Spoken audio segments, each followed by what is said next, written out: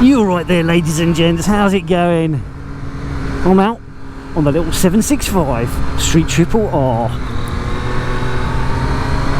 And what a day, what a glorious day. I thought we were going to have rubbish weather for forever onwards. But I seem to have found a break in the weather, so I'm making the most of it. I'm up on Ditchling Beacon right now. It's a lovely twisty little run, but it's not a high speed one, and it's full of millions of idiot cyclists. Oh yeah. But it's still a lot of fun. It's still a lot of fun, and it's ace to get out on this wonderful little motorcycle. I don't know how much of summer's left, if any, but I'm going to make the most of these nice days, that's for sure. Keep that bud. Rubber side down. Cows! Nope! But yeah, you can see it's a glorious day. I've no idea how well the GoPro picks up the distance there, but you can see the coast over there, the sea, that's lovely. Wind farms over there, you can't probably see them on the camera though, because it just doesn't have the range for that. But this road is very much one to clear your head on. It's lovely, it really is. I was talking about it in my trip down to Dartmoor. It's like all the rolling hills and all that sort of stuff. Absolutely love it. I've been able to ride up on the top of them. Amazing, amazing. Oh, it's a bit cool today. It's a bit cool, but it's still just about t-shirt weather underneath my leather jacket. Oh, I love it. I absolutely love it. All the animals, sheepsies, cowsies, awesomes.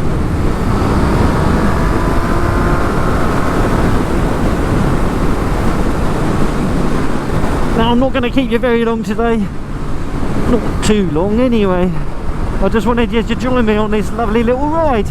Lovely little ride over Ditchling Beacon. Proper pucker. Oh man, I really love this bike. It's been absolutely fantastic owning it. I mean, it's given me some amazing times. Track days, trips down to Dartmoor, motor camping. It's just been brilliant. And the fact that I can get my feet down on it, awesome. Awesome stuff. So yeah, look what's going on here. Apart from the stunning view, this ain't right. This is a bit different, isn't it? You're not a Triumph. You're not a Street Triple 765R low ride height. You're a blooming great big Moto Guzzi V7 TT adventure bike. You cheeky little scam. What are you doing between my legs? Oh hell yeah, baby. I'm a flying talking donkey. Yeah, I bit the bullet. I didn't even bother getting the demo on the Triumph 900 Tiger. I was quite smitten by the demo I took on the touring version of this, or the travel version of it, the limited edition jobby, and I've got myself one. I've got myself a Moto Guzzi V7 TT adventure bike, and it's bloody lovely. I've literally just picked it up. Yeah, it's got hardly any miles on the clock because all the miles are mine.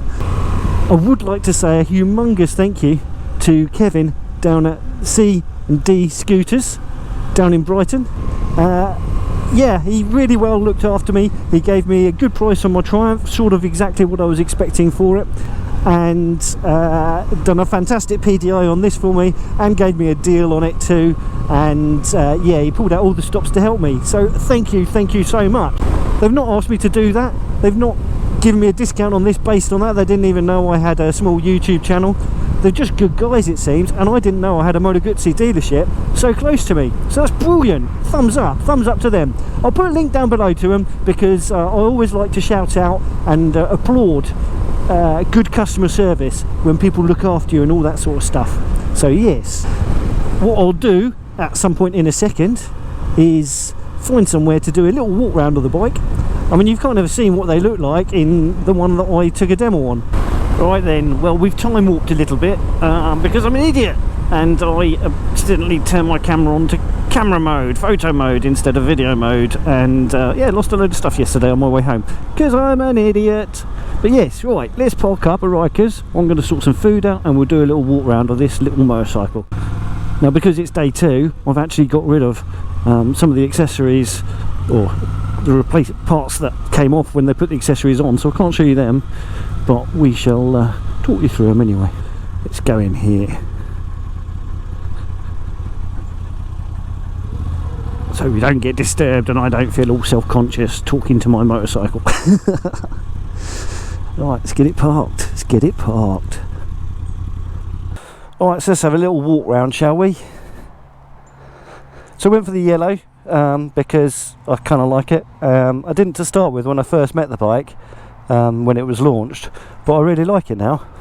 It's grown on me, and it matches my sort of logo, doesn't it? Sort of, apart from the yellow's off. Might have to change the colour of my logo. Right, let's talk through the accessories that I've got with this bike. So they shoved on the Anarchy tyres, which I didn't spec for, and they are an optional extra. So that's kind of cool. That was a freebie, and I don't even know if they know that they've given me them particularly. I think the bike just happened to have them on there. So bonus wins and all that stuff. Now we've got the engine protection, got the engine bars fitted. It's supposed to have a shaft bar there as well, but they didn't have that in stock and couldn't get hold of it for a bit, so they're going to fit that when it arrives in. I've got a centre stand, that's an optional extra and a nice little thing to have, and as you can see I've gone for the luggage as well. Now this luggage is their urban stuff, and it's all supposed to have the same key for to take it on and off the bike, open it up, as it is to change the fuel and ignition and remove the seat. But for some reason this stuff here has got a different key. The dealership have said that they're going to try and sort that out for me, because obviously when I got this I was expecting it all to match. So that's the main things that we can see here. Oh, that looks like that's popped off. I'm going to have to clip that back onto wherever that lives, and we'll find that in a minute.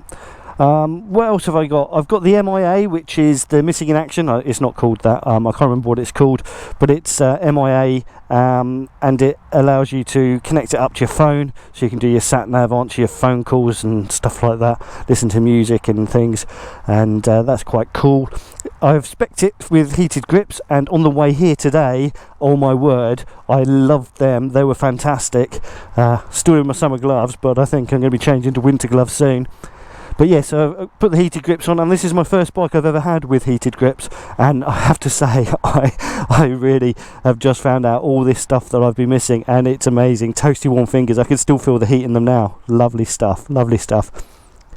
I've also got the low seat, which I forgot to mention. It's the low comfort seat, which doesn't mean it's low comfort, it means it's a low seat that's got comfort. And I'm hoping that sculpted out bit, which obviously takes away comfort, and then with it being the comfort seat, we'll put it back to the same sort of level as the original seat, just a little bit lower. Now I don't need the low seat to get on and off it, or to even reach the ground. I was quite amazed actually, with it being an adventure bike, that I could get on and off it no problem at all. But it does mean that the triangle to the foot pegs, with the bend in my knees and me sitting on the seat, is at a nicer position for me. It's a bit more comfortable, so that's why I did that, and I'm not regretting it. And it does mean getting my feet down is just a little tad easier, not a huge amount. One thing I have noticed though with this seat is that these edges here, you can notice them on your trousers. I think if I was wearing my Rukka or my leathers, then that wouldn't be an issue, but in my biking jeans, then I can feel that, and it's not the most comfortable, but it's alright, it's fine. The luggage, like I mentioned before, it's lockable and all that sort of stuff. These are waterproof actually as well, which is quite nice, and on this side it's smaller, but it's still quite a decent size. I've never had luggage before, so all of this is a decent size as far as I'm concerned. And this one here is huge. You can fit a crash helmet in there, so that's kind of cool. It should be good for trips away and things like that. Now I primarily got this bike to do touring on, but it's also a practical bike. It's got a proper mudguard at the back and stuff, so I'm hoping that I'm not going to get huge roosts and stuff like I got on my Triumph. I might even take it green laning, but it will be very minor green lanes, because it's not a proper adventure bike. It is a pseudo, but you can throw these around, and oh my god, is it playful. By the way, it has a name. I gave it a name on my way here today. This is Happy Hippo. So everybody, meet Happy Hippo, because it makes Hippo happy. It's got some lovely attentions to detail on it. I showed you all this on the demo bike I had the other day, like with the running lights, daylight running lights in the eagle form there and stuff, and I very much like that. It's grand. I did use the sat-nav link up with my mobile phone yesterday on my way home.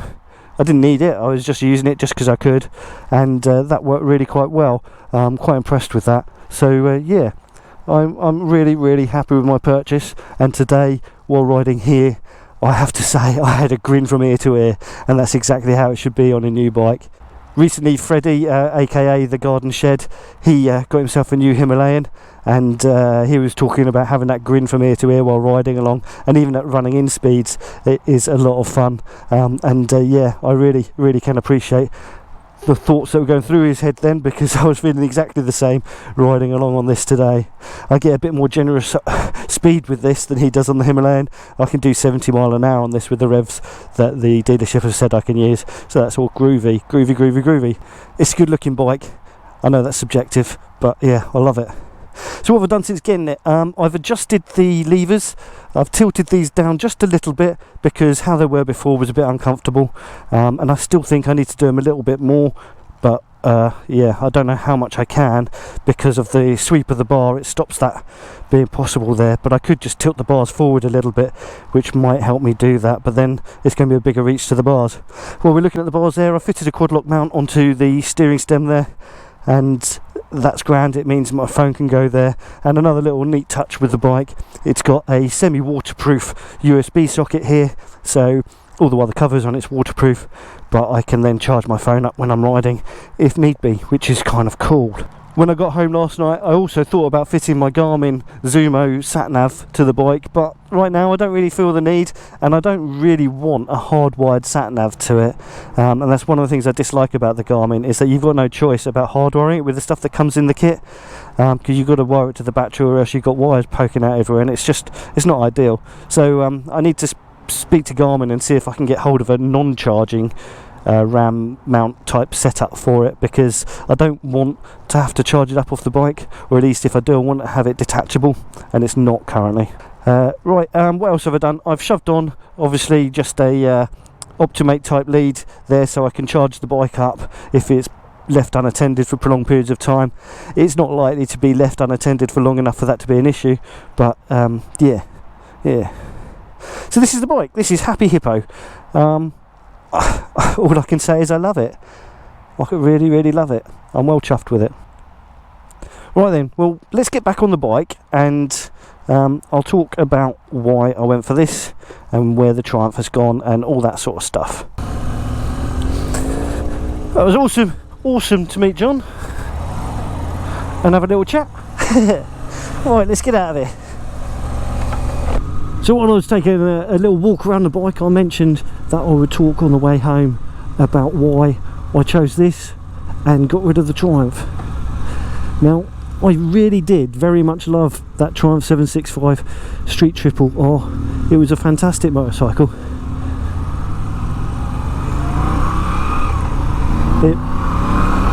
It really was. And for what it did and what I got it for, it did all those things incredibly well. But that trip I did to Dartmoor really showed that it's not a bike for touring on, or at least not if you're camping. It would be alright if I was going to hotel it or B&B it. It would be absolutely fine for that, because you're not carrying quite as much kit. But I like camping. So yeah, I kind of got massive top box envy from everyone that we were riding with that had top boxes, and it got me thinking. It did get me thinking. And then we have this. It was almost a mistake, it was almost an accident. My hand slipped and I ended up buying it. But yes, I can very much see me having a huge love affair with this motorcycle. I can't really currently see any reason why it won't be just an amazing experience for me, and it's so beautiful as well, isn't it? I mean, it's really quite a pretty motorcycle. So yeah, happy days regarding that. Now, those of you that did follow my channel because I was a Triumpher, that I had a Triumph motorcycle, I do hope that this doesn't put you off and make you leave the channel, stop following me, stop watching the videos and stuff. But I do understand if it does, because obviously if you're not interested in Moto Guzzis or enduro bikes, there isn't a bike for you on here. But please do be rest assured that there will be another Triumph in my garage in the future. Had Triumph launched the 1160 Speed Triple, then I would have had one of them in my garage instead of this, and stuffed the practicalities.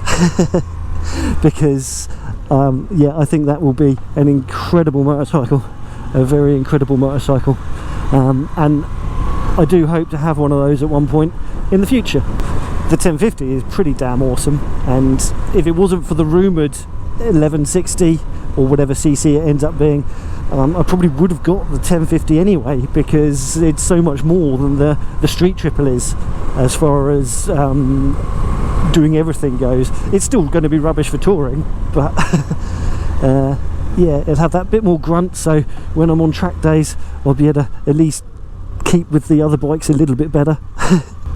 Whereas the 765 was struggling against some of the 1000cc inline fours, that's for sure. Anyway, so if you're new to the channel and you haven't done so already, why don't you click that subscribe button. I can't imagine anyone is new to the channel watching this video though, because it's going to have a weird title, not going to be very searchable. But if you are new to the channel, please do that. It would be awesome to have you come back for some more. I've got this bike, I've got a Beta 390 Enduro bike which I do some minor green laning on. I've also got my very customised Moto Guzzi V7 as well, so if you're into Moto Guzzis, you might quite like that motorcycle, because it's quite special, even if I do say so myself. If you like this video, why not give it a little thumbs up? If you like the V85, give it a little thumbs up. If you like Triumph 765s and you're pissed off with me for getting rid of mine, you can always give it a little thumbs up, I mean thumbs down, whatever. But yes, please drop in a comment, let me know. I'd love to know whether you're disappointed that I no longer have that Triumph, whether you're chuffed that I've got the Moto Guzzi V85, all that sort of stuff. It would be awesome, it really would. So if you were changing your bike, what would you change it for? Would you have gone for this if you were after an adventure bike? Would you have gone for a BMW, or would you have gone for, I don't know, the Triumph? I was very much considering the Triumph 900, but just got smitten by this. And I only really ever demo motorcycles that I have an interest in buying. And if I find one that I like, I don't really see the point in spending time trying something else out. You can always try them later on when you want to change bikes in the future, can't you? Anyways, that's it. That's all I got for you, for now anyway. I'll possibly do a first impressions of the bike type thing once I've got a few more miles onto the clock and I'm able to let folk know what it's like to ride with a running engine and all that sort of stuff. But so far, thoughts are good. It's very playful. Anyway, it's goodbye from me, and it's goodbye from my little happy hippo. So you ride safe, take care, and I shall catch you all in the next one. Bye bye for now. Keep